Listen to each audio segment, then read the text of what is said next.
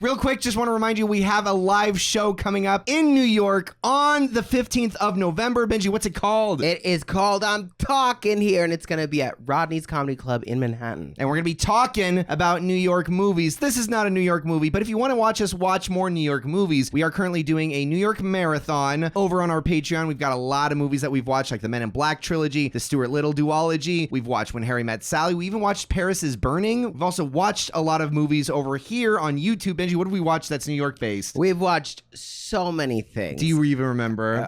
We're saying on Home Alone. Oh, we're saying on here. On YouTube. Home Alone 2. Got it. Exactly. We've watched Enchanted. Fun one. We've watched other things. New York Minute. We watched New York Minute. We just posted that one. We just posted You'll really that enjoy one. that one. That was last week. This week, we're doing this because we need a break. And then next week, we got Uptown Girls coming at you. Oh. Hopefully. We should have that coming. It should. And if you're there with us at the live event, we're going to be throwing these movies in a tier list, and you're going to help us decide what goes where. So be sure to check out the tickets below. It's on November 15th at the Rodney's Club in New York, Manhattan, and it's called I'm Talking Here. Tickets down below. Go.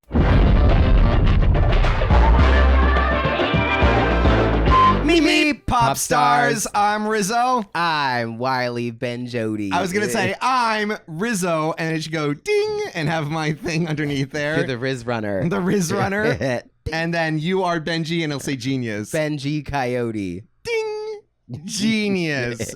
Or if we don't edit it in, just imagine it with your brains. You get it. We'll see how much editing goes into this. Download this video with Snap Downloader and edit it yourself. Snap Downloader. That's what we use, right. And you can use it too. This is the Pink Popcast podcast where we talk about film, media, and everything else. And today we have watched the movie that Warner Brothers did not want you to see. What was it called, Benji? It was called Coyote versus Acme. That's right. The film that was filmed all the way back in 2022. It was originally slated to come out the same day as Barbie, but they bunted it, and then fucking David Zaslav, whatever his name is, that piece of fucking shit, he wrote it off as a part of a few films that were actually canned just so they could get a tax write-off. I don't necessarily understand how that exactly works, but I guess if you have no profit at all, then you make some profit because you get a tax write-off. Okay. Basically, we did this at a loss, so kick us back some money. But you would lose money if you released it anyways, or they knew. That's what I'm saying is, what they eventually released it. Well, they got a tax write-off, but someone else was able to buy it from them, and that was Ketchup Entertainment. They released it. I don't know exactly how it goes, but thank God it did, because a lot of people were clamoring for this movie. We were calling out for justice for Coyote versus Acme. Which, interestingly enough, is kind of what the movie was about. But you're saying... Exactly! But you're saying we could have had a Barbody. We could have had a Barbodieheimer weekend. We could have had a Barbenheimer versus Acme weekend. Yeah, we could have had a... And you know what would have been good? Two of those films might have been in the same genre. Like Acme could have produced... You can't say that. Oh, Benji, right. you can't Acme say that. Made the, don't say it. Okay, well then you guys know what we're saying. Because I was talking about the movie, not the real life. So we're not talking about that. Okay. Okay? The movie, not real life. Let's just say yes, we were denied Barb and Coyote Hyman versus Acme. Right. Yeah, we got it. Arby. Something. Yeah. Or maybe Acme made the Barbies. And then they could malfunction. They made the Barbies and the... Oh, no. Barbenheimer, sponsored by Acme. No. That's right. But this movie was slated to come out a very long time ago. It was put in hell, basically not even development hell. It was completely shelved. Yeah. Thrown in the bin. Wild. Everything had been completed. I think even the score had been completed. The visual effects. That's crazy. They were done with it and they're just like, nah, never mind. Yeah, I don't exactly know what the legality is. Did they have to return the tax write-off? Is there an amount of time in which you can kind of bring it back from the dead and not have to return that tax write-off? It's bullshit. Made for bullshit people who don't care about art. They just care about money. And like you said, Benji, that's kind of what the movie was about. That's what the movie was about, really. Maybe they watched it and went, fuck you. Yeah, they were like, you guys don't get this. They were like, you're going to tell us what to do with our money? No way. We're not going to let you release a movie that calls out Warner Brothers. Yeah, because at the beginning you noticed that the Warner Brothers logo had an asterisk and it zoomed in and said, a subsidiary of the Acme Corporation. I wonder if it would have always had that. You know, like maybe if they hadn't written it off and none of that backstory would have ever happened. They wouldn't have thrown them under the bus and say, look, you're part of this. I mean, they were a part of it from the very beginning. As soon as David Zaslav got his greasy little Discovery Channel fingers on everything. Discovery Channel. The only good thing that David Zaslav has ever done for Warner Brothers is revert the logo back to its original logo. The blue and gold-ish. Yeah, gold. The orange gold on the blue background, great. The blue and silver one that they kind of they rolled out for like the early COVID years, awful. Updated one. Hated that one. It's like I didn't mind the shape of it, but the color was just grotesque. I mean, I didn't hate it, but I also don't. I never really liked the blue and orange combo anyways. Benji. I don't think it's pretty, but it's classic, so I just never questioned it. I just never loved it. I think the Warner Brothers logo is one of the best logos out there, and it's the best one that's ever been integrated. Like any film, most of the films from Warner Brothers have some type of integration with their logo, and I love that. I want to start off from the first frame as if I'm in this world, you know? Right. You know, I think the best thing that was ever integrated was America. What? Hi, I'm Benji, and I prioritize anti-racism, unlike some people here. What the fuck? All right, let's talk about if you've watched or listened to our podcast before. Hi, welcome back. And if you haven't, this is how it's going to go down. We're going to talk about it spoiler free. We'll give you ample warning for you to run for the road running hills, or stick around to get hit with an anvil full of spoilers. Yeah, exactly. So there you go. This is the spoiler-free Coyote versus Acme. Benji, do you want to tell us what this is about? I came into this having no clue what this was going to be about. Really? I had never seen a trailer for it. You hadn't even seen a trailer? I don't think so. So I didn't know that this... I only knew this existed because you were very vocal about it. Yes. So, had no idea. But basically what this is about is Coyote... Wile E. Coyote. Super genius. Wile E. Coyote is fed up with... is he fed up? He finds out that maybe the reason that he's failing at catching Roadrunner isn't because he's bad at it. It's because the products are faulty, and all his products are from Acme. So he contacts a lawyer who is supposed to be, who his specialty is suing Acme for faulty products, and they file a lawsuit, but it becomes much bigger than what they initially intended. That's right. He contacts a down on his luck white man lawyer with a comb over hair, living in Albuquerque, Texas, in a brown suit. And it's not Saul Goodman, Benji. I was about to say, okay. I was like, what are all these random details you're adding? It's not Saul Goodman. He's a lawyer. This movie does take place in Albuquerque, which is where the original cartoons would always take place. Do you think they wanted Bob Odenkirk at first? I would not be surprised if they at least had some type of allusion to it, because you see some of the Breaking Bad locations. They probably based the character off of Saul, maybe, except Saul... They couldn't use him because he does try at everything. He does try. And this guy was very down on his luck and kind of was just like, this isn't worth it. And Saul would never feel that way. So we've got Will Forte playing our main character. Don't remember his name. What was it again? Couldn't tell you. Let me look it up. Okay. That's the type of reviews you get here. The real hard-hitting stuff. Yeah, we saw it exactly, 20 or 30 minutes ago? Exactly. And we don't remember the main characters. Coyote versus Acme cast. I remember the main character's name. It was Wile E. Coyote. Oh, Kevin Avery. I was going to call out his last name because Tex Avery was Avery, very famous animator for the Looney Tunes and for a lot of others. I mean, yeah, that's a song that has been featured once in the Looney Tunes, but that's not the Looney Tunes theme. That's the Tex Avery theme. Welcome to the wacky world of Texas Avery. Oh shit! I'm pretty sure. Was that like on? Unless I'm tripping. That would have been years later. Was that on like Boomerang or something? It was not on cable because I didn't have it at the time. Whoa! So it must have been like a Saturday morning cartoon. I never watched that compilation of his shorts. Or I'm hallucinating. Let me know. you had an anvil dropped on your head. This is like an old back of my mind cobwebs childhood memory. Maybe I'm Right. tripping. Well, Kevin Avery is one of those. I will just do the bare minimum and get all these small time settlements for cartoons that live in Albuquerque. They all live in Albuquerque, apparently. Albuquerque is the cartoon capital Apparently. of the planet.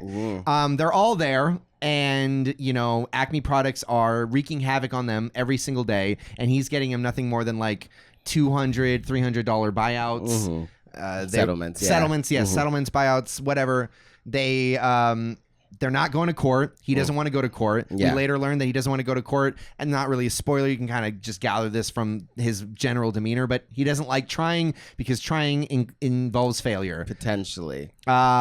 And yet he ends up getting thrust into this huge, what is that called? A mega class action lawsuit. Oh, yeah. Against. Well, actually, no, it's not a class action. It's not class action. It's a personal lawsuit. That's that right. Man spent a lot of money on Acme products. Yeah, it's not a class action because it's only one defendant. One, yeah. Oh shit. Or one plaintiff. One I guess. plaintiff. Yeah.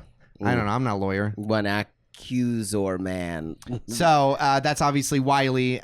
He's suing Acme for all the products, all of them that have ever been faulty. They reject the buyout. Well, Wiley rejects the buyout. Yeah. Well, we're giving kind of the entire. Oh shit! Yeah, you're right. We're no not spoilers. in the No spoiler. spoilers. Yeah. Well, okay. Well, it's okay. It's a courtroom drama. So you would assume that the buyout at the beginning. But we don't know. So here's the thing. It's a courtroom drama. Take that as you will. Drama with asterisks. Drama asterisk. As only a Looney Tunes. Looney Tunes in it. So we have that little contradiction of how serious court is versus how wacky the Looney Tunes are. Spoiler-free thoughts, Benji? I was going to say spoiler-free thoughts. What spoiler I was going to ask you. Okay, well, here's my thing. I really liked this movie. This was a lot of fun. Thank God it was saved. Just upon principle, I don't think art should ever be shelved, and it's wild that Warner Brothers does not know what the hell to do with the Looney Tunes. It's so simple, and I think what this movie gets right, among a lot of things, but chiefly it gets right the fact that you just have to cast the Looney Tunes in whatever story, and cast it accordingly, cast it to their strengths. Like I love Bugs Bunny. Bugs Bunny is my favorite Looney Tune. That's just hands down. Now I love more of the Robert Clampett, the Tex Avery Bugs Bunny. I liked. I appreciate what Chuck Jones did with Bugs Bunny. But I think a lot of his were more thinky, and I appreciated the more manic, insane, I'm just going to fuck everyone's day up, Bugs Bunny.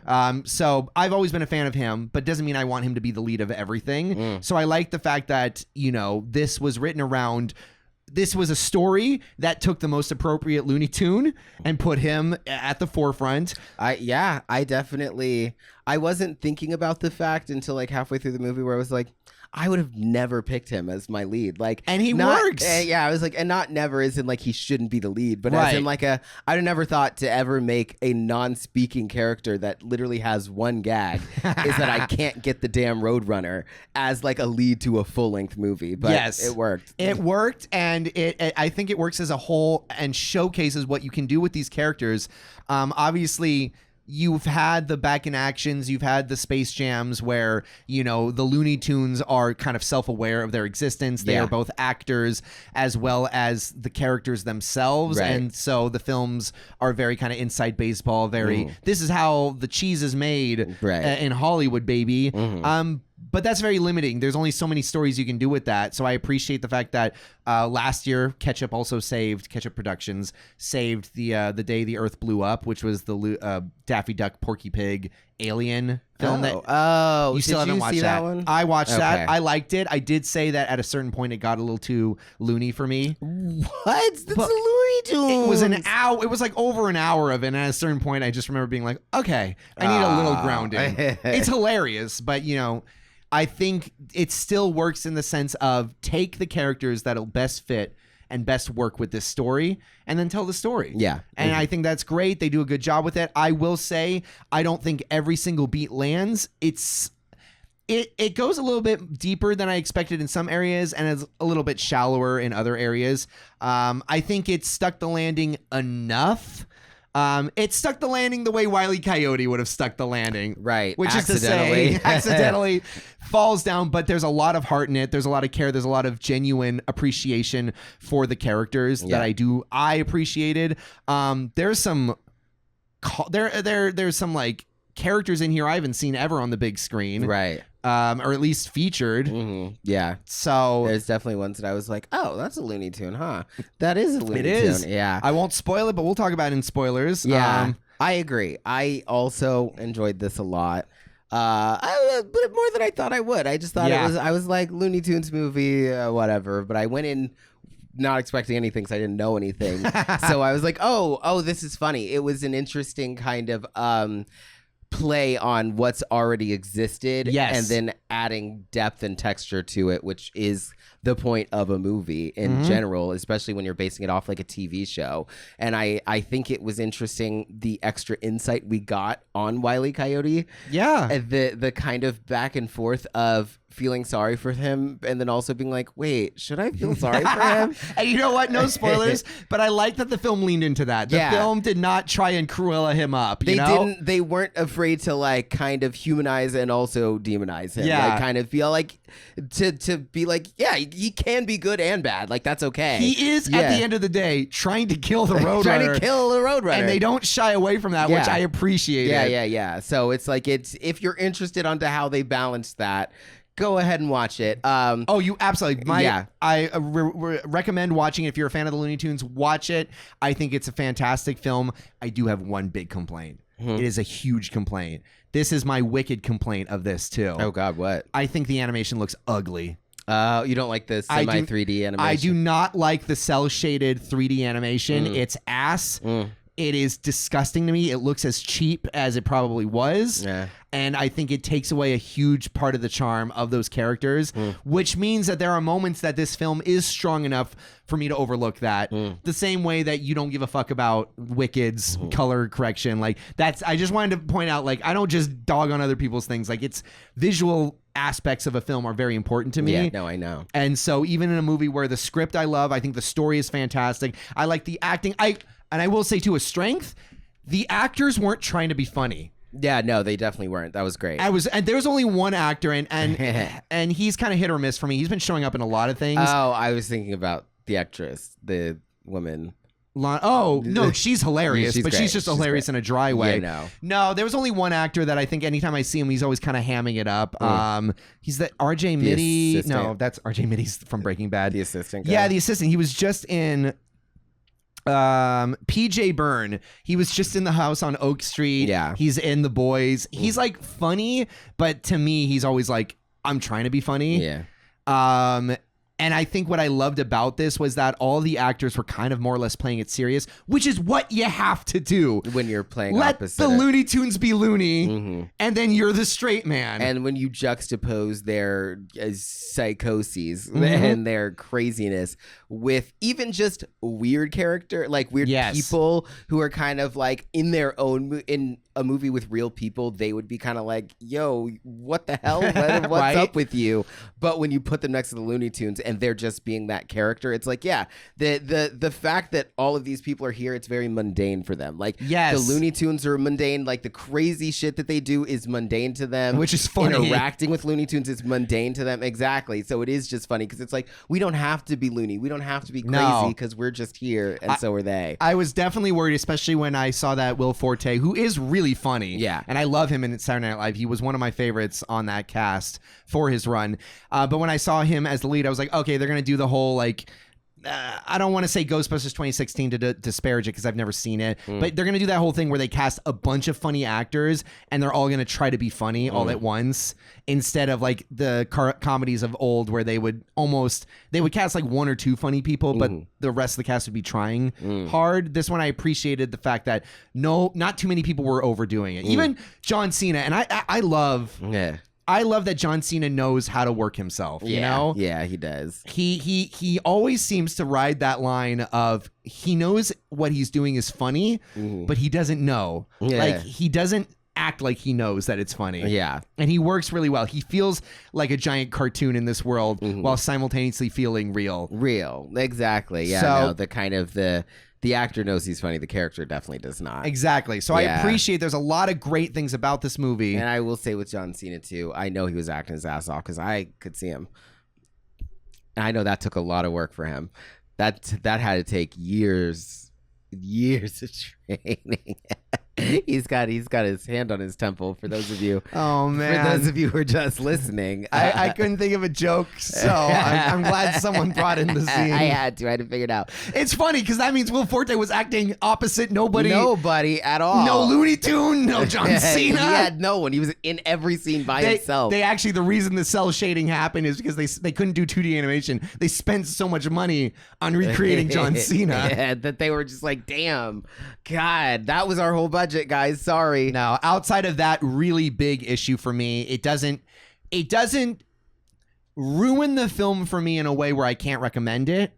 I will say it will always be a personal issue with me. I'm never going to go around to it. I just do not think that type of animation will ever look anywhere as good as just like a regular 2D. hand-drawn 2D animation. It's ass to me. You can't convince me otherwise.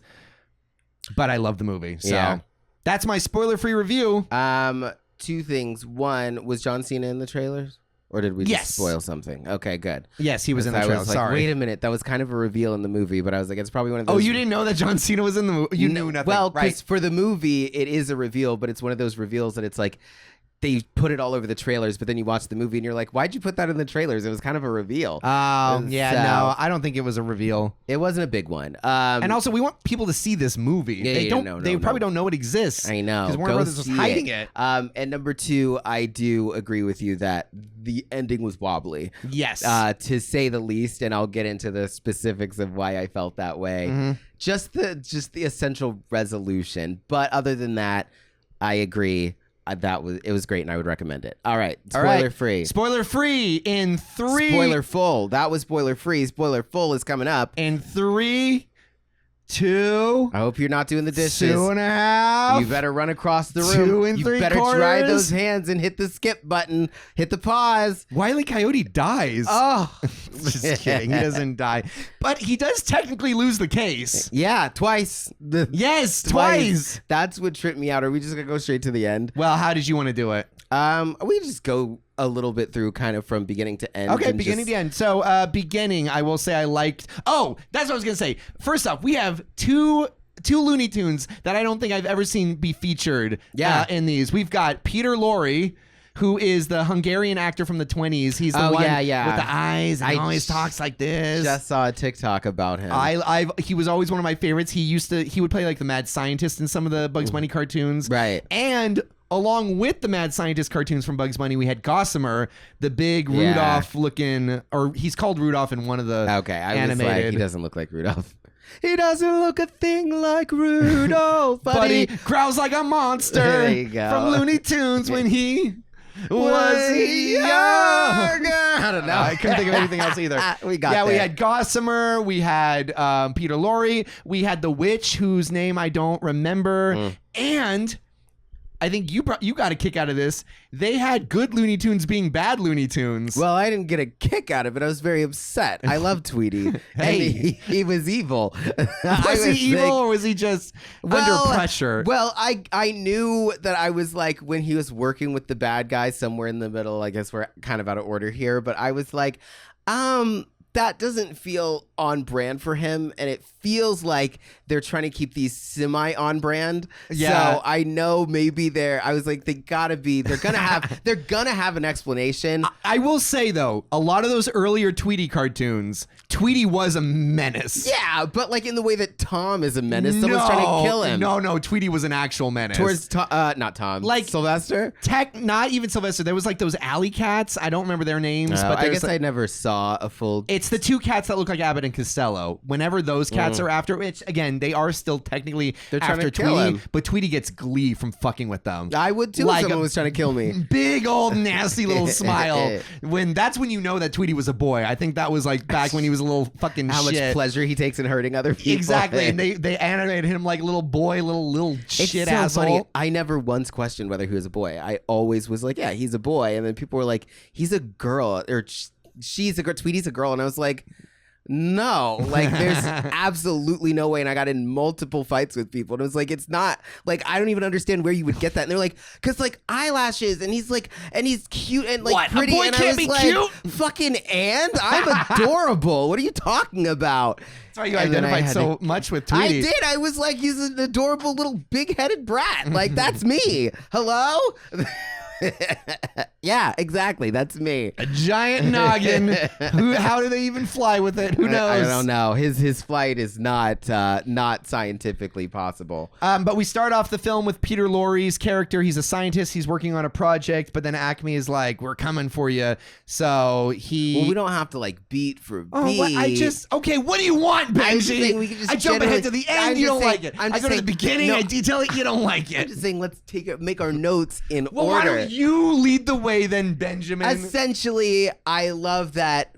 Like where I want to start with this. Okay. It was fun to see the Wile E. Coyote versus Roadrunner, a real life version of it. Where it was Okay, like yes. the cartoons, but like the props were cartoon, They were but like animated, the but- background was real. The explosions and the fire was real. Yes. So it was funny to watch like the missile hit him, but then like a real explosion happens. yes. Like that was cool. And then my main thing of seeing like how they like went like immediately into the like humanizing and like bringing extra depth into the character. Yeah. Because we like after he fails for that day, he like gets up and like sadly takes all his broken things and like goes home and like throws them in the pile with all of his broken shit and all of his like failed plans on the walls. And he's just like, and I was like, oh my God, this man has been trying for like fucking what, 40 let him years? eat. I was like, geez. And I kept like having to go, he's trying to kill Roadrunner. Like he can't, and Roadrunner's just having a great time. Roadrunner's always just having fun. You know what's funny is they confirm again, not to hop to the end. Well, you did, but it's fine. Go ahead. But they definitely like. I think you just subconsciously go. I mean, Roadrunner must not care. I don't think he cares. And like when Roadrunner came and was like in the end, Well, we don't have to spoil. I just Okay. Okay. Well, we'll wait. we'll wait. wait. Benji. I know y'all have seen it because you're in the spoiler free, but here, we're in the spoiler full. So But you see Wile E. Coyote down on his luck. I think just watching him down on his luck and just the immediate, like, as soon as you add into the lore that it's not just like, oh, another day, another trap, and it just skip, and he's got a new thing. It's like he is actively taking every single failure, Oh. adding it to the pile of failure and starting over from scratch and going back out there in the morning. And every failure piles on top of the next one for the last 40 plus years. Yep. And I was just like, that immediately was just like so depressing. I was like, bro, Longer. People are like, if those started did they start in the 20s or 30s? Either way, that's 70 a years. long time of him failing at this. So Yeah. I was immediately just like, damn. And then just immediately starts like writing a new plan. Just like, I was just like, this is the and it's almost like, it's like sad because it's like, oh man, like not getting the one thing that you want most, kind of the futility of life. But then like when he immediately like sat down and just immediately started writing up a new plan, it was like, that's addiction. That is like, he is deep in like addiction, like psychosis, like all of this, where it's just like you can't see anything else for your life but this one thing. Like that's insane. And then like, But is it insane for a cartoon? it's not insane for a cartoon, and it's not insane for a coyote who just needs to eat. Like that's, I mean, he could buy food That's- from Acme, but knowing how Acme goes, it would explode it in would his explode stomach. in his face. And then him, I just felt like the setup of it, because I didn't know the premise of the movie. Yeah. This Oh, wow. specifically, Yeah. all of it was very like, I was like, wait, what is happening here? So then him seeing the ad for the, have you bought things from Acme that have exploded in your face? Yeah. Have you bought traps like, what did it say? What are they called? Catapults? Yeah. That have just rocketed you into the ground, and watching him go, yes. And obviously not saying yes, but watching his face kind of go, yes, and slowly realizing like, I'm not crazy. It's not me. I was like, oh, wow, that has got to be so fucking validating for him. So just watching that whole like, I feel like that might have been the most poignant part in the movie for me. Yeah. Was watching that full cycle of this kind of this sad loop that this sad old man is in, where he cannot get what he wants and he also can't escape the desire for it. But then looping back around to something reaching out to say, hey, this isn't your fault, I can help you. Oh my God. And him going, holy shit, I think I'm looking way too far into this. No, I think if you have if you're seeing into my psyche a little bit here. I think it is poignant, and it's never inappropriately poignant. Yeah. It's always playing it as straight as it needs to be, but never shying away from the absurdity. Like when Will Forte's character, Kevin Avery, later on says that he's dedicated, it's done sincerely, and they don't do anything to kind of undermine the fact that, yes, at the end of the day, he is just trying to kill that coyote, but everyone acknowledges it, and not in a way, they never, okay, I don't know how to explain it. I think my favorite part of this is, I'll put a pin in it because, again, it's towards the end. But, Kevin's character, he is one that doesn't try. You don't really learn. There's no big, deep backstory to him, which is interesting. I guess he went to a regular law school. Harvard. He didn't go to a regular law school. He went to the law school. He went where Elle went. It's a perfectly respectable place, Daddy. So he went to law school, and they don't give like some big trial, which I think I kind of liked. They didn't give some backstory. I guess I appreciate that they didn't take too long on the trials. No, I just mean in the sense of they didn't do a backstory of like, I did this one gig and then that one person lost. And so he just said it got hard to never be able to lose. Yeah. And I think that actually spoke to me because I was just like, that is hard. Like I have definitely been someone in my life where, especially with ADHD, one of those kids that people look at and you're like, oh, you're a savant.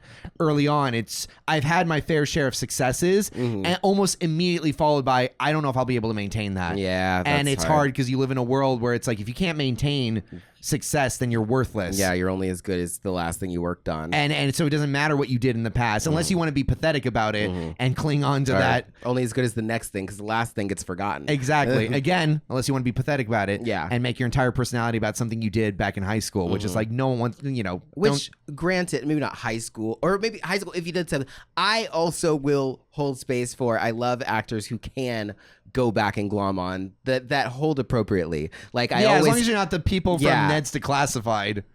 What? That started the podcast. I'm fine with that. Look, I personally, no. I mean, you don't know the history of them. They're just constantly like, oh, we can bring it back. Everyone loved Ned's Declassified. It's like no one really watched that. Calm down. I watched it. All right, well, and honestly, if everybody else got a reboot, why don't they? I agree with them. No. I'd be mad. Like, look. Do I personally have stock in whether or not Ned's Declassified gets a reboot? I don't necessarily care.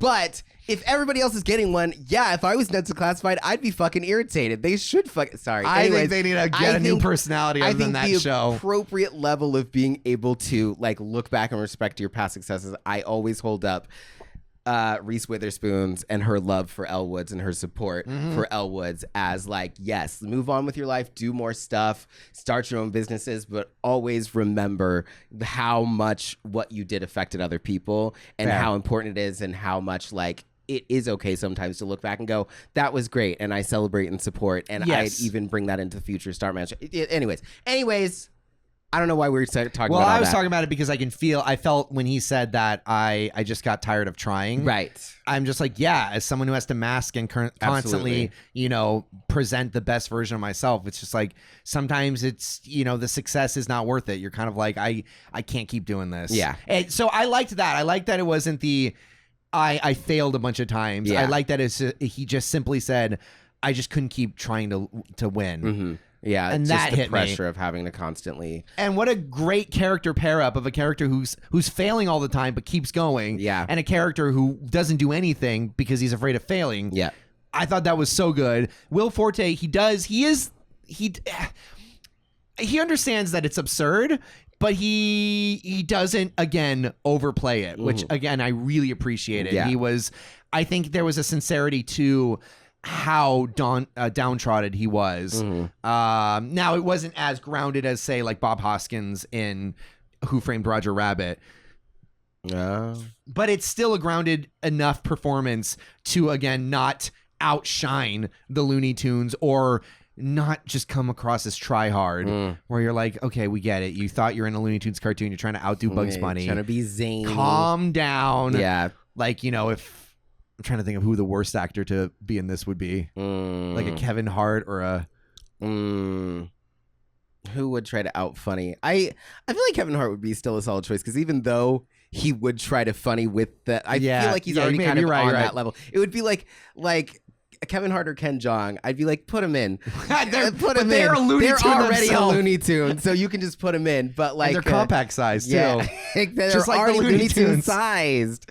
Oh my God! You wouldn't have to make a taller door for them. No, and so I like the fact that Wiley forced him into this lawsuit. Yeah. By stuffing more evidence in the evidence box. You have Lana Condor. Yes. Yeah. Who, what is it? Norma Jean? Norma Jean.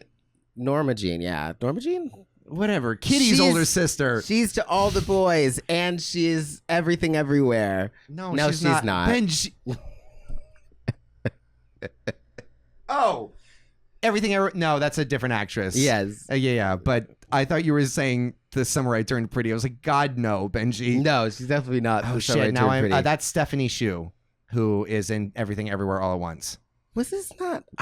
No, this is Lana Condor. Confuse them. You sure? Yes. Okay. I'm sure that was Lana Condor. That is Lana Condor. Yeah. You got me feeling racist. No, I know. Because I was like, wait. And then I was like, wait, no, the ponytail. That ponytail's unmistakable. Wait, which one? Lana Condor's got a ponytail, and it's its own actor. I did not. I've never. Is it? Hold on. I'm pretty sure I said the name right, but I probably didn't spell Who, it. Everything Everywhere All at Once cast. Oh, we're searching. I'll show you. Stephanie. Yes, Hsu. I think that's how you say it. No. I think no, Benji. God damn it! You pulled a racism. Oh, delete it. Cut it all out. Benji, I don't. Look at the camera. Sorry. Look at the camera and give him a frame for the thumbnail. No, not you can't do. Not the shrugging of the shoulders. It's fine. It's an honest mistake. Well, I mean, we've seen me mistake white people too. I thought Angelica Houston was Cher until like 5 years ago. You thought Angelica Houston was Cher? You're gay. No, maybe not till 5 years ago, but it took me a long time to realize that Cher was not in Addams Family. You remember? I told you that when we watched Addams Family. I forgot, though. I blocked that. Okay, you've redeemed yourself and just. I was like, I promise. I just think they look similar. No. Anyway, my bad. Lana Condor is she's Paige. Is that her name? The character's name doesn't matter. She's the cousin, the niece. Yes, the niece of Kevin's character. Obviously optimistic. She just graduated from where? Not Stanford. No, it was Oxford. Yeah, Oxford. She graduated from Oxford, so she joined because she wanted to work with her uncle. They don't really lean too hard into that. I think they mentioned that they're family once. Yeah. But I think she just wanted to be part of family and work on some stuff. And there was I will say the whole, what is it, Dark Night of the Soul, the Down on the Luck moment where they finally all is lost when they have an argument with each other. That felt again sincere to me. Yeah. She was like, I thought you were a real lawyer, and she said that. It felt to me too like it was like one of those ones, because she was like, everybody said I was crazy for coming here, and it felt like one of those ones where, you know, he was a Harvard lawyer, so it feels like she probably grew up looking up to him like crazy, and then when he walked away from like being a big time lawyer, like he was just like, oh, he probably said to everybody, like, I just want to focus on smaller things and help the little person. Right. And she probably took that on as a personality. Oh, no. And didn't realize he was just kind of saying that to not have to worry about anything. Yeah. And then when everybody was calling him a loser, she was like, no, he's helping the little person. Yeah. Which is why she probably came to help him and then realized that wasn't the case. That's why it does hit. There is some good stuff in there. Their argument scene, I was like, I'm with you. That was good on both of you, and it felt like it was the proper motivation for him to, you know, strap his boots on and go, okay, fine. His rocket boots and say, I will help Wile E. Coyote. Yeah. Although we do find out that Wile E. Coyote, and I guessed it, as soon as Wile E. Coyote was like, I'm going to be part of this lawsuit, he didn't say it, but he brought out one of his signs. Yeah. As soon as that happened, in my head, I went, he just wants to get Roadrunner on the stand. Oh, you did? In my head, I was like, he just wants him on the stand. said. It is a clear place where you will know the Roadrunner will be. Oh my god! I think it was even before they mentioned that he would be a witness. Yeah. My brain just then went. I mean, somehow, some way, this ties back to the Roadrunner. He doesn't care about money. That's very funny too, because you were looking at this whole movie as like a long con. Yes. You were like, this is just Wiley versus Roadrunner the movie. Yes. So how is he gonna use this to get to the Roadrunner? Because I know that man. He only wants the Roadrunner. Don't let him fool you. He thought he'd get it past me, but he didn't. He did not. No, I fucking love the Looney Tunes. They are my favorite cartoons. I love those movies. I love those cartoons so much. Movies, hit or miss. I would say this might be one of the strongest of the Looney Tunes movies, at least script-wise, for sure. You should add that back to the beginning, because I think we didn't, in the beginning, I was like, we should mention, like, this isn't just a random pull. This is actually very personal for you. I think it's personal when I mention whatever. I'm going to add a clap so that you know where to pull it from. We were going to edit this. Okay, fine. That's cool. That's fine. Well, you guys, just if you're here, imagine that we said this at the beginning. Wow. No, I meant for the spoiler-free, because the spoiler-free No, I know what you won't meant. be. Okay. I know what you meant, and I get it, but also... All right. Well, keep on going. All right. So I love that moment of realization, though. It's right when Kevin decides, okay, I'm actually going to care about this case. Yeah. And then he sneaks into Wiley's room. And, of course, Wiley's plan, which we only saw the first 3 steps, which were go to Albuquerque, get Meet lawyer, and then sue Acme. He crossed Yeah. them off. And I was thinking, I'm like, what's the bottom half of that? What's the bottom half I of know. that I was plan? like, 3 steps doesn't seem like much of a plan. That blueprint's got a little bit more on it, doesn't it? And of Yeah. course, the last one, well, you see the second to last one, and it's like, get the Roadrunner. And I love that moment as Kevin's like sneaking in. Coyote doesn't see him looking into his room. And it's just like cutting back and forth between whatever craziness Wiley's putting together and then whatever craziness he has on his blueprint. Yeah. And then, of course, he's from that moment on, like, I can't trust the Coyote. Great. Moments that happen in between as they're working towards their case. Things you want to mention? Things you wanted to talk about? Well, more on Tweety Bird. Yes. Because I was very disappointed to see my little man just wreaking fucking havoc on this movie. I was disappointed he wasn't successful. Well, him being successful would mean he, like, killed people, so... I mean, if you're going to go big... If he wasn't, he's small. He doesn't need to go big, and also he's not bad. And that's the thing too. Is I was like, okay, so why is he working for them? And then we reveal that it's like they're like, oh, we're gonna hurt Granny if you don't work with us. And I was like, oh, okay, like I get it, not redemption, but it's understandable. You have to kind of rat these people out here and there. And then the next scene, he throws a massive bomb through the window at Laura Jean Covey. And fucking it almost explodes and kills her. But she loved that. You saw that thrilled look on her face. That's very that's a take. That's a take. I think it's an honest take. She said, I always wanted to be in a life or death situation. I was like, listen, maybe don't exploit and explode innocent people if you're under duress. Yes. Like maybe just be like, okay, I'll stop them, but don't like plant a bomb in someone's office. You know what? They're Looney Tunes. It's Looney. Maybe that's going to happen is that there's going to be a little bit of char on their face. They'll wipe it off and they'll move on to the next scene. I don't know. She's a person. I could have killed her. That was a big ass bomb. And the only thing I would say is, as a Looney Tune, maybe he doesn't understand death. I thought she'd come back. I did think she'd come back. Wow, nice. That's true. Also, Wile E. Coyote dropped he exploded a couple dynamite sticks and everybody was okay. Dynamite what? Sticks. Oh, it's not like you said dynamite dicks. Well, yeah, there were some dynamite dicks in there. Oh, boy. Other things that I loved. Daffy in a literal loony bin was great. Yeah. And, of course, I will always be a champion for crazy Daffy. That's my favorite version of Daffy. That's my favorite version. And again, that's why I like Chuck Jones. I respect Chuck Jones. Chuck Jones, you would recognize his animation style. He is the one who did The Grinch, so that nasty smile, the curly of the ears. Chuck Jones cartoons. He's the Tom and Jerry cartoons, whenever it starts off with Tom in the in the MGM logo, and he's like, that's a Chuck Jones cartoon. Their stylization is very kind of more angular, and his cartoons are some of the more impressively written ones. Like his are the duck season, rabbit season, duck season.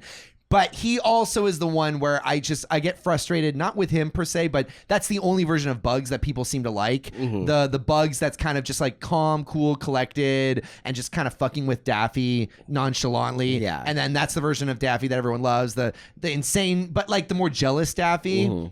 He's fine. I mean, so many good Chuck Jones cartoons. He's the one where he's Robin Hood. Did you ever see that one? Where Daffy Duck's Robin Hood. Oh no, I was like, oh man, you haven't seen any of these. The Disney Robin Hood. No, it's fine. It's fine. Well, I didn't grow up watching Looney Tunes. I had Space Jam, and I think that I had one VHS of like some Bugs Bunny ones. I had the one. Comment if you want us to watch through Bugs Looney Tunes cartoons, because I would do that for free. Well, maybe we will.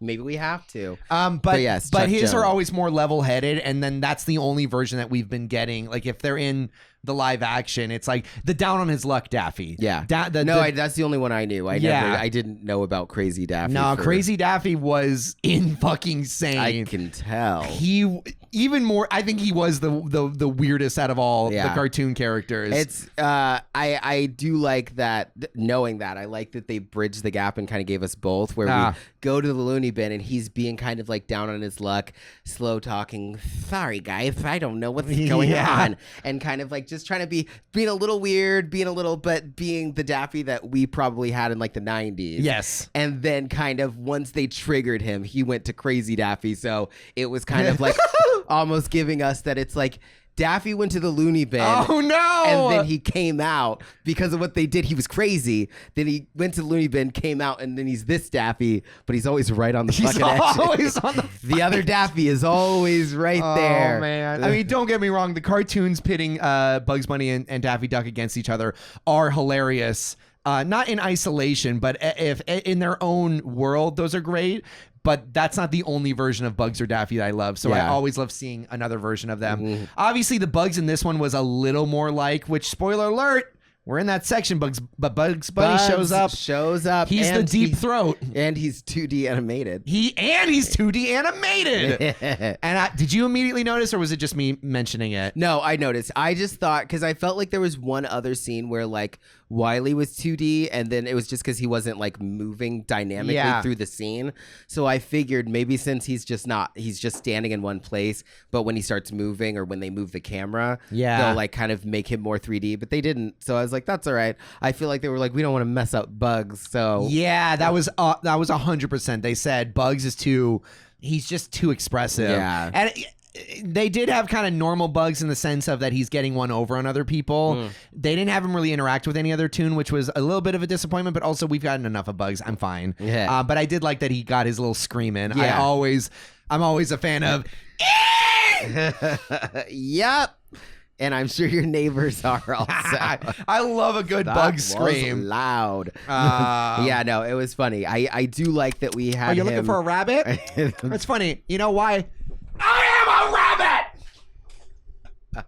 Yeah, you should be Bugs one day because you're. Hey, I was Bugs. Definitely loud enough. Oh no, the voice. I am a rabbit. Goodness, I want to see what the. It wasn't too loud because I moved the microphone you did move away. The mics away. I spared our podcast listeners. Y'all know he's loud, but you don't know how loud he is in person. Oh man, because these mics they tamper him down a little bit. And then just having him scream full force in my ear. Is your ear okay? I'm sorry. I felt like, oh no, literally in the cartoons where somebody screams in somebody's ear and you see like the wind blowing them back. Like that's what that felt like just now.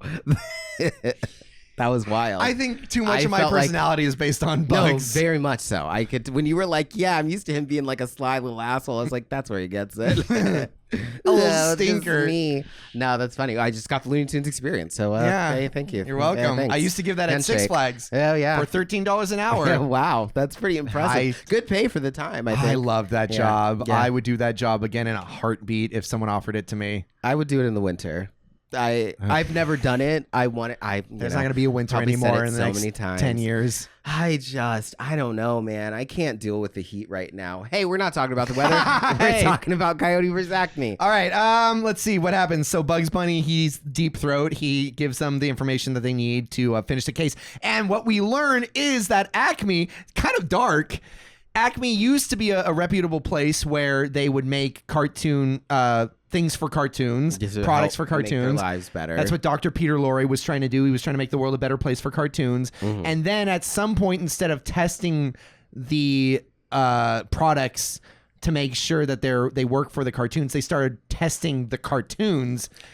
They started using bad products on cartoons to perfect them for human consumption. Yeah. Which is kind of fucking dark. Super dark. Yeah, it was very much an animal testing type situation, but worse because they intentionally did things to hurt people. Yeah. Hurt the sentient beings who can talk to you, which it's still bad on animals regardless. So it's just, I liked that. I liked that. I was curious as to what the end game was for the bad guys. Yeah. And I appreciated that. I do want to jump ahead to the end. Do you have anything else in between? No, I'm good. So now the end case, though, they lose the case just because Judge Luis Guzman feels like he was in Foghorn Leghorn's pocket. Oh my God! It felt like he was in ACME's pocket. That was another thing. I love that Foghorn was a bad guy. Yeah. I was like, I like that. Just switch it up. You know. Yeah. These Looney Tunes, he's never really been a bad guy. He's a blowhard. Yeah. But he's not really a bad guy per se. I know. I was like, I felt like his character was close enough, like his kind of cockiness and boy, I say, and boy, I will. And just kind of the whole. It's like where he would end up. Yes, that because it's like the blowhardiness of just like he's a boomer. You're always talking shit like you know things, but you clearly don't because you're always wrong. It's a joke, son. It's like a joke. The little bit I know about him feels like I could see this as a progression. Exactly. I could see you starting out with maybe okay intention, but you then, couldn't see Tweety doing it. No, Tweety's a sweetheart. His grandma calls him Tweety because he is a sweetie. I cannot find that version anywhere. The Bugs, Six Flags. Yeah, well, yeah, they had it was on Radio Disney. They had a version of that song that had the Looney Tunes singing. They probably shoved it so they can do another Mickey's Mambo number 5. Yeah, 1, 2. Anyway, 3, 4, 5. Maybe it wasn't on. Maybe it was an ad. I don't know. They lose that case. They lose like the state case, but then it gets brought nationwide to Congress, I think. Yeah, to the Supreme Court. The Supreme Court, which, hey, Supreme Court, let's deal with Roe versus Wade, shit like that. Yeah. Assholes. Other important things. But they lose that case as well, and on the road to losing that case, Foghorn straight up just says, "Yeah, we're testing on our subjects, but it's okay, son." Yeah, is this gonna be your big point that doesn't work, or we already talked about that? We haven't talked about this. Okay. I'm leading up to it. Go ahead. I think we might be thinking the same thing. I just was kind of like, did he just confess? And then also, I don't know, there was something about that where the people's responses to what was happening didn't ring true to me.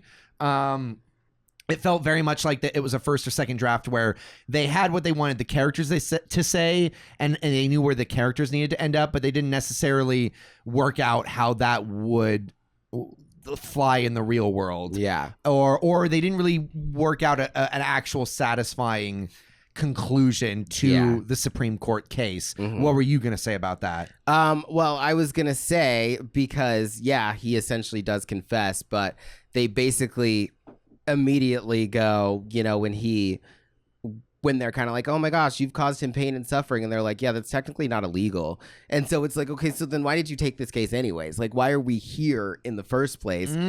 But also it's like, okay, that sucks that this is not like it's not illegal. So even though, yes, they are doing this, like he was like, oh, well, you don't have any evidence. And it's like, first off, it doesn't matter if they have evidence if it's not illegal because they haven't committed a crime, which is why he was able to get up and confess everything that they did. Yeah. Because it's not a crime, supposedly. So therefore, you would have to pull a Legally Blonde 2 and make it a crime and then try them for that crime. That would be what you would have had to do in this movie, but they didn't. But then in the end, their resolution was, oh, but then we got all the videos and then they got all their assets seized because what they were doing was wrong. And it's like, but it wasn't illegal. So again, they wouldn't get their assets seized. So I'm just thinking think what they're saying technically into it. There's nothing because did they admit to testing on Looney Tunes?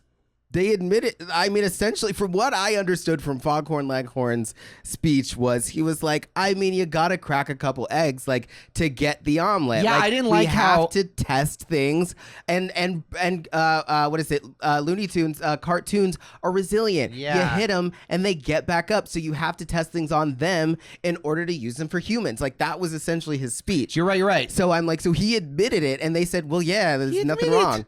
Like, so it's like, yeah, that's a confession. You don't need evidence if someone just confessed, but it's not a crime. Therefore, he couldn't get tried for it. Therefore, bringing forth the evidence wouldn't change anything. But even if they did want evidence, then on the other hand, I was also like, but the only evidence you need is you've been doing for the last, 10 years, you've been taking case by case Acme products that are faulty. So that's your case right there. They're like, well, we can't do this off the pain and suffering of one person. It's like, I have thousands upon thousands of cases just from my firm. And I've had and in the beginning, he calls another firm that's like, yo, these Acme cases are nothing. Like, we just, you just turn and burn, basically. Yeah, exactly. So it's like, so this is just my law firm. Probably every law firm here knows that this is just your average, slip and fall case. If there was it's like they wait on the level of maybe a slip and fall where it's like, all right, you sue them, you get $50 or something. Or maybe not even a slip and fall, because that's a little more serious. But if people were installing that ice? But if that was something where it was no, this company has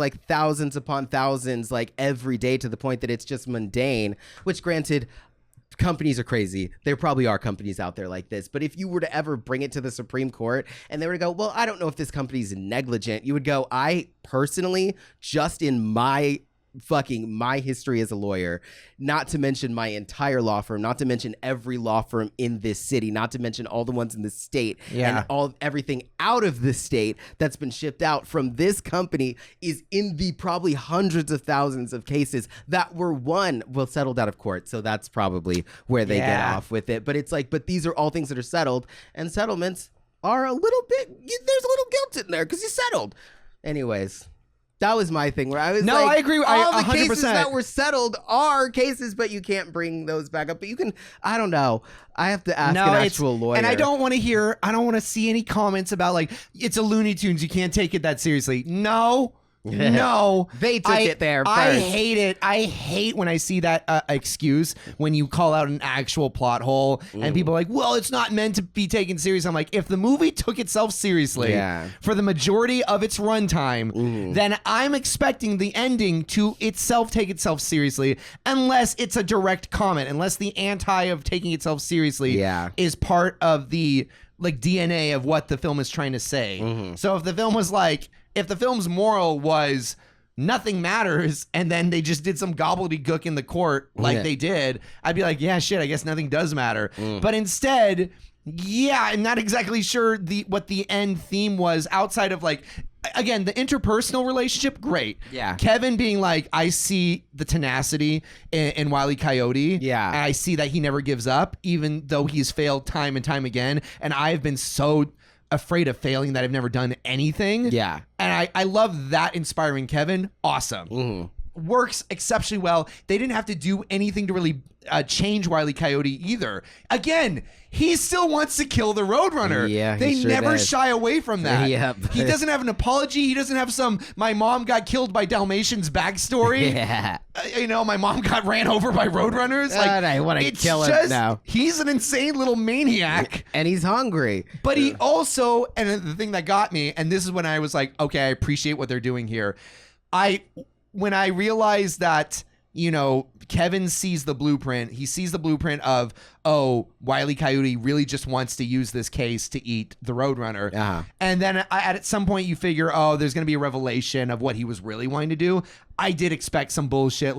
I wanted to be friends with the Roadrunner, or I wanted to invite him over for dinner. No, I wasn't cooking the Roadrunner. I was cooking for the Roadrunner. Exactly. I thought it was some bullshit like that. But again, he unfurls the blueprint, and it just showcases Kevin as a stick figure and Wile E. Coyote as a stick figure eating a bowl of soup of Roadrunner together. And the film plays it seriously. And I was like, thank you. It's so funny. Thank you that you didn't apologize for being yourselves. Thank you that you just said, we're going to lean into the absurdity. We're not going to apologize for his lack of morality. Yeah. He wants to kill and cook the Roadrunner. And it's still a sweet thing that he just wants to share it with his new He's pal. like, well, even after all this, if I finally get the Roadrunner, I'm going to share it with my best friend. I thought And that that's was amazing. The most wholesomely unwholesome thing that we could imagine. It was 100% Yeah. Looney Tunes. Yeah. I appreciated that. I think that was the best blend I have ever seen of the Looney Tunes ethos in live action, where you were able to just give me an emotional resolution without compromising either the humanity of it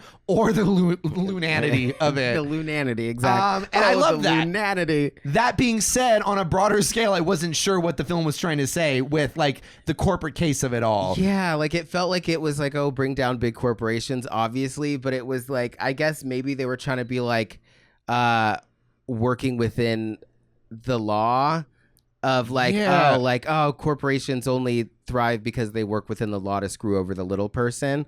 But it didn't seem like that's fully what they were trying to say. It also didn't seem like it was like, oh man, because the people in the court and the people of the court didn't seem to care that the big company was winning. They all they were like a non-entity. Because if it was like, oh man, there's nothing we can do because the laws right now say that the big corporation wins and it gets to screw over the little guy, you would think that you would see a little bit more upset. Yes. Even with the courtroom and be like, I'm sorry, there's just nothing we can do at this point based off the law. But they were didn't do just that. like, look, you got to crack some eggs. Case closed. Like, and I was like, wait, didn't you? Who was the?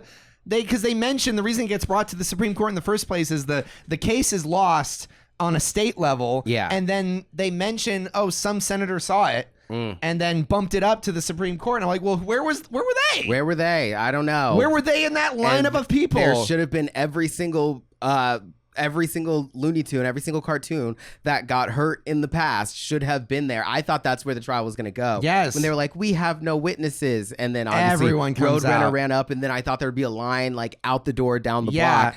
They didn't do that. They lost the case. Okay, but then they were like, but now everybody is coming and suing for $350. And I was like, what the fuck does that do, you guys? Like, it's a megacorp. Like, I guess, sure. Like, they got arrested. Hey, they the bad did get guys arrested, but I don't know why, because they didn't establish that what they were doing was illegal. They actually established that it was very legal. If anything, they should be able to put it on a poster and plaster it on a billboard in the city and go, look what we do to Looney Tunes to make you safer, humans. Oh, shit, Benji. So I understand it's like just a dumb premise in the first place, but I needed them to either be like, oh, it is illegal and we just didn't have enough evidence at the time, but now we do and they're getting arrested, or to be like, it is legal, but now that we've lost this case, all of these people are coming in here with their stories. We're going to band together, do a class action, and get them shut down. Yep. And like, obviously we wouldn't have to follow that case, but just something to tell me in the end, like, oh, now we've got it. But it was more of like now that all these individual lawsuits are coming together, we've saved the law firm. Yay. Yeah, and I was like, what in the little rascal's ass shit is this? About your law firm. Like, you were supposed to get enough to save your law firm when you won the case and you lost it. So exactly. Maybe you shouldn't be a lawyer. Also, it's wild that they essentially say that Roadrunner he misses Coyote chasing after him. Yeah, I know. That was funny. I was like, because I was trying to rationalize in my head, because I was like, I know that they're going to have the Roadrunner like him for some reason. But I'm like, but why? What does the Roadrunner think is They're going cartoons. on? And then I was like, maybe he just genuinely thinks it's like a race. I wonder if he knows that the Coyote's trying to eat him, or does he think that Coyote's trying to race him and he always wins? And here's the part where I'm okay with Looney logic. I think he knows he's trying to kill him, and I think that still makes them best friends. Yeah, in their world, I'm fine with that. I don't need a solid logic. He just thinks it's a fun game of cat and mouse. He's like, you're never gonna catch me. Yeah, never. He's like, this is a game of cops and robbers, except my life is on the line. But doesn't matter because you're never going to fucking catch me. Also, Toons don't die, really. They don't. He could cook him and eat him, and he'd be on that road running tomorrow.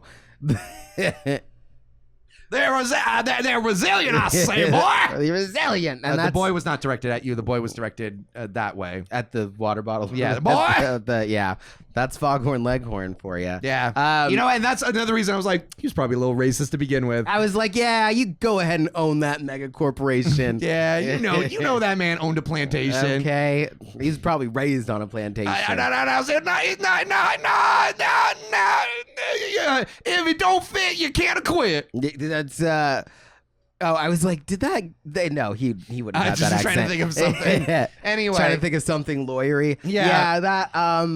So the ending, and to top it off, like Wiley's big plan just kind of was like fell a little flat for me, where he was going to kidnap the Roadrunner, and they have that big moment where the Roadrunner leaves, and then Lana Condor points out, hey, those are your big birds that you can catch instead. Right. And so then he sets this whole string of this Rube Goldberg string of events to basically drop a cage, and they have the 1812 overture playing, and it builds up, and it's just a cage that like traps them for a second. Yeah. And they're still back on the street the next day. So I think it was like, that whole courtroom scene, I was kind of like, on an emotional level, great. Yeah. I loved seeing Kevin stand up for Wiley. I loved seeing the Roadrunner meet for Wiley. And honestly, I don't think we needed 2 courtroom scenes if they were both just going to lose in the end.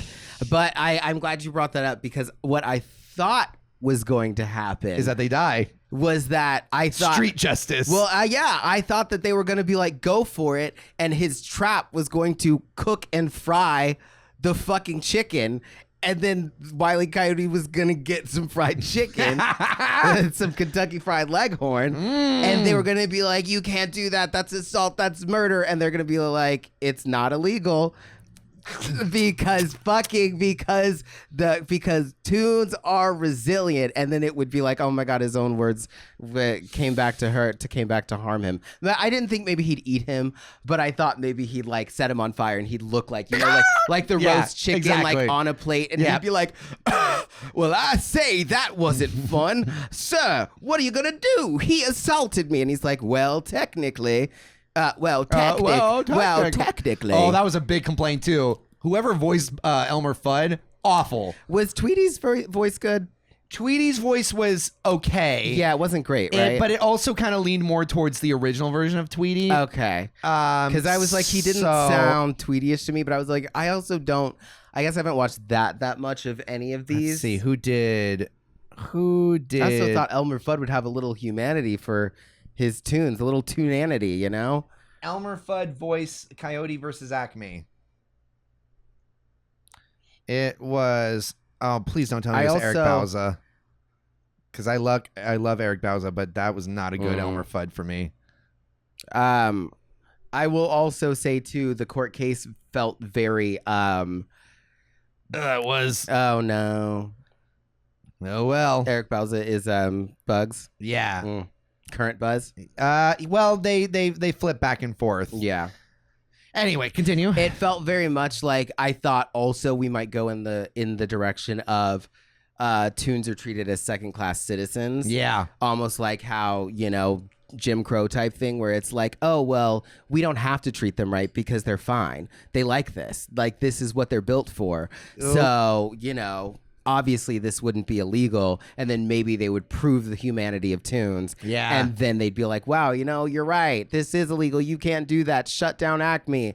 Didn't go that way either. So it's like, I felt like there was a few solid ways they could have gone, and they just kind of skirted every point that could have been made. Yeah. And it's funny, the complaint doesn't even like stretch throughout the entirety of the film. Yeah. It's just when it comes all together to be tied in a bow. Yeah. I think that they kind of, they missed the landing a little bit on that. Yeah. I was just kind of like, I don't know, maybe if I watched it again. No, I will watch it again because it was fun. Oh, it was a lot of fun. But like emotionally, I think I was like, I don't know if the court stuff will make more sense. No, the emotional side, great. The court, the kind of the overall theme, because I feel like especially when you involve court cases, there's kind of like. It's usually like a theme about the humanity of it all. Mm-hmm. When you involve the world in your world, then there's almost two themes. There's like the personal theme, and then there's the worldwide theme. Uh-huh. And the personal themes they accomplished very well. And it was the worldwide theme where I'm like, So what does this mean for the world? That Yeah. Toons have exactly what they had in the beginning, which is $300 lawsuits. What's the bigger picture that we're saying? I Yeah. mean, they said they're going to run them into the ground. Sure. Okay, I missed that. I think something along those lines. I might also just be adding that in. I mean, mentally. I guess, yeah. That's a plan. It's like, okay, if we won't win this way, we'll all come together and just sue them into the ground. Yeah. And basically bankrupt them. But still, David Zaslav comments on our video. He's like, and see, it's for those reasons that I actually shelved the movie. Get out of here, David Zaslav.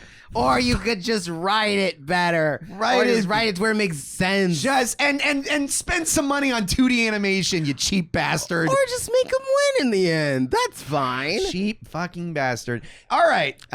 Anything else?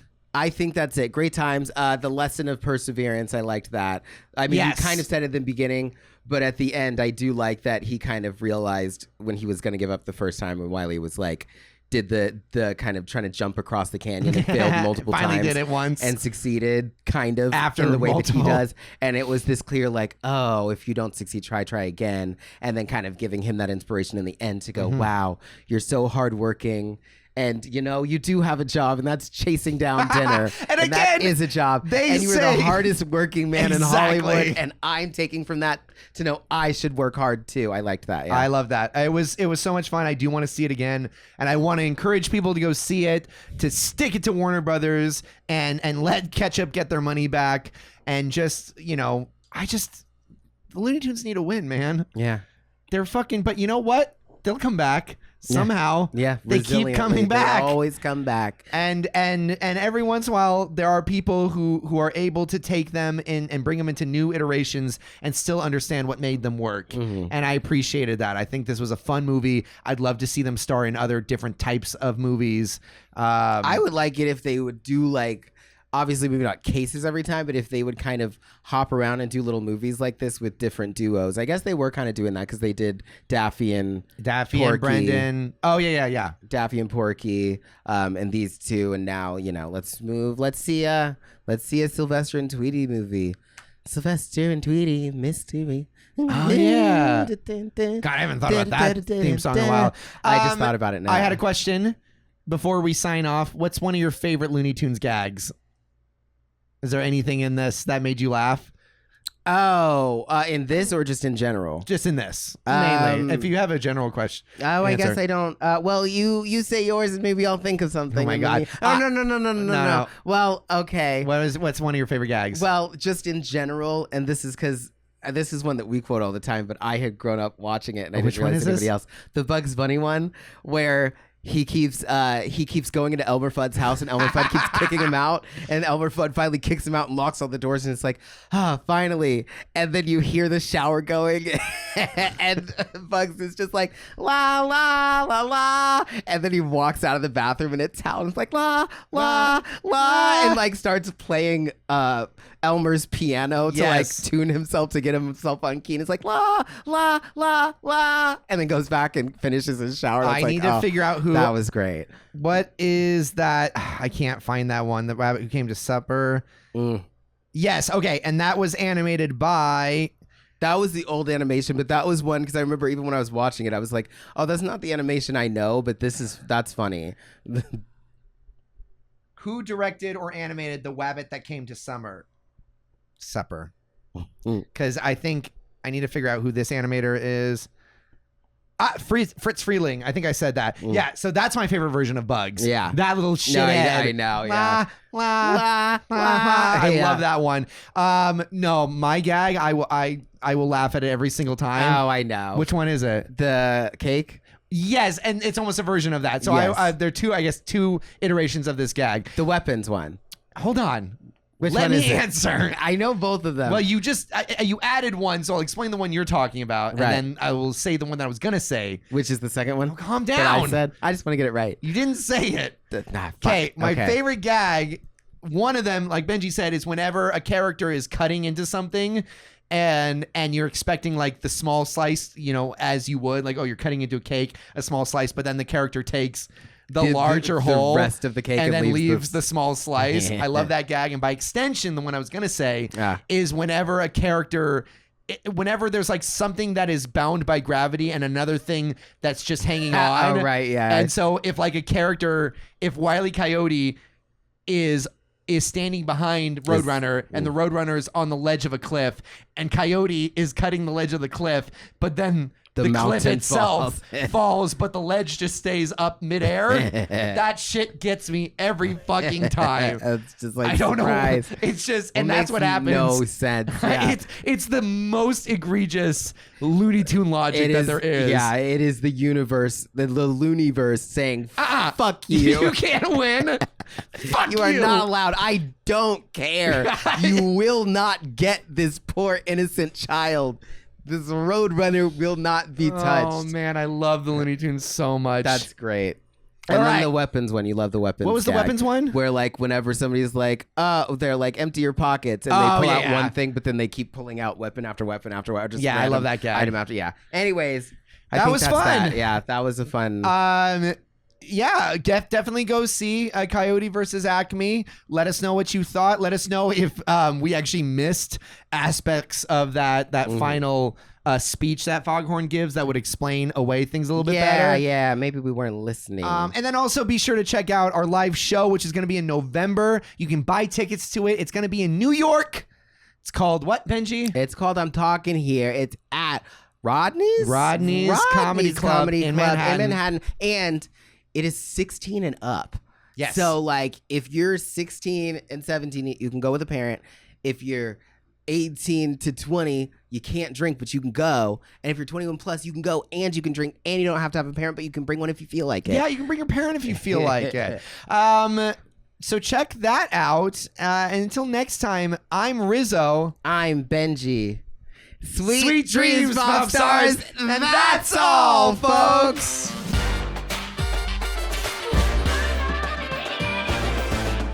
We knew. La, la, la, la, la. I am a rabbit! Jesus.